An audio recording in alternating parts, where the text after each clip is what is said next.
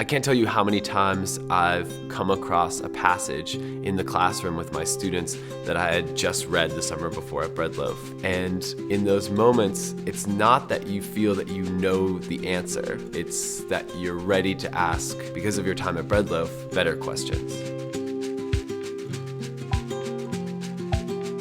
This is a really special program because I get to come for 5 summers. I get to choose different campuses as well, and I get to take a master's by taking really creative courses ranging from Mexican-American lit, Robert Frost's poetry, the literature of war, Freud's theory of the unconscious, describing the imagination, hip-hop as social justice texts, playwriting and fiction writing.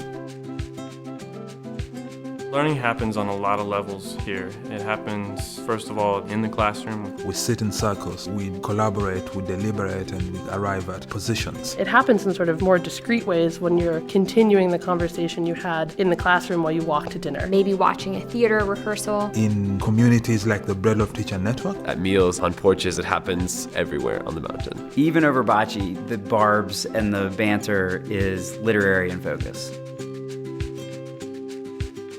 Every member of this community is a character, in a sense, playing a role in a text of the summer. It's a group of people who all love literature, who are all deeply invested in the kinds of questions that are provoked from this literature. The majority of the people here are teachers, so there's a shared passion for education, for learning, and for the future.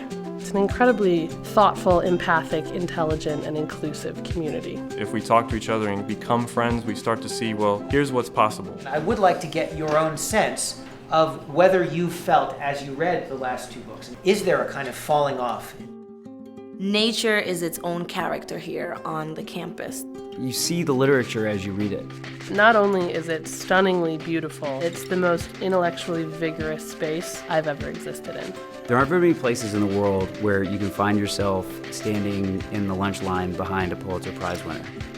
And there definitely aren't very many places where you share the same community as those people and you're involved in the exact same endeavor as them. And they challenge us every single day to look at text, new lenses, and think critically and go beyond whatever we thought was deep. In a way that I think leads to a lot of really productive discomfort that then pushes you to a better level of understanding. It really asks us all here to step it up and to try on the clothes of academics. So I think really at Bread Loaf you learn a sort of pedagogy of confidence. Flex foot cheetahs flying around the track, 400 meters. So I really wanted to play with the rhythm and the sound of that. I think he wants to absolutely pull her back, and he says it in the scene. I want repent, confess, save yourself.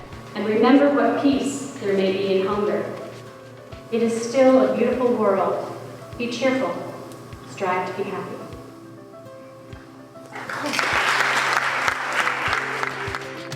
The connectivity that Bread Loaf allows is sort of endless. These conversations, both about the text but about the teaching of the text, continue on. And it's an official thing. It's a thing that Bread Loaf cares about and fosters with things like the Bread Loaf Teachers Network, which is a digitized universe, primarily for teachers to connect both locally, globally. And we're encouraged to do exchanges, to work together, to connect our students. and they inspire one another throughout the year. Contrary to other places, what happens at Bread Loaf does not stay at Bread Loaf.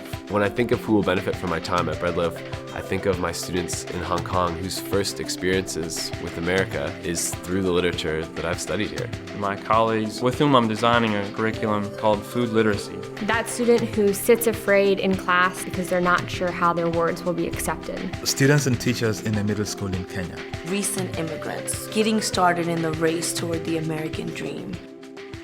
I now gladly behold, though but his utmost skirts of glory. The learning happens in the classroom. It spills over into the lunch conversations or dinner conversations. Then it follows us home. We hear the echo of it in our classrooms and in what we do. And I think it raises the bar for us as teachers and as people. And it seems like something that's worth giving things up in order to be here for.